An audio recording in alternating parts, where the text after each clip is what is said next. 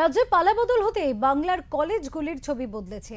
চাঁচলের ঘটনার পর মঙ্গলবার অখিল ভারত বিদ্যার্থী পরিষদের কর্মী সমর্থকেরা ইংরেজবাজার শহরে মিছিল করে মালদা কলেজে গিয়ে গঙ্গাজল ও কর্পূর দিয়ে কলেজ চত্বর শুদ্ধিকরণ করেন।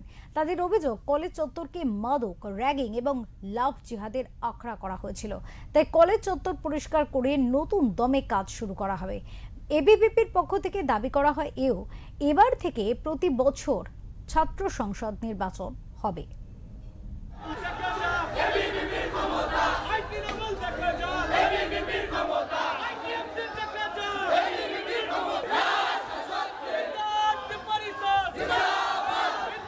তারপর টিএমসিপি দায়িত্ব নিয়ে শিক্ষাক্ষেত্রকে ক্ষত বিক্ষত করেছে।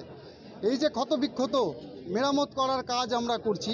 আমরা টিএমসিপির ইফতার পার্টি থেকে শুরু করে যে কোনো কিছুর শুদ্ধিকরণের জন্য এই কলেজটাতে আমরা আজকে গঙ্গা জল এবং কর্পূর দিয়ে শুদ্ধিকরণ কীভাবে আমরা আগামী দিনে ছাত্র সংসদ করাবো, দিয়ে আমরা সেটা রেগুলার করানোর পর আমরা লাভ জিহাদ, নেশা মুক্তি কেন্দ্র, র্যাগিং থেকে বাঁচানোর জন্য আমরা এখানে একটা ক্যাম্পাসে নেশা মুক্তি কেন্দ্র তৈরি করব।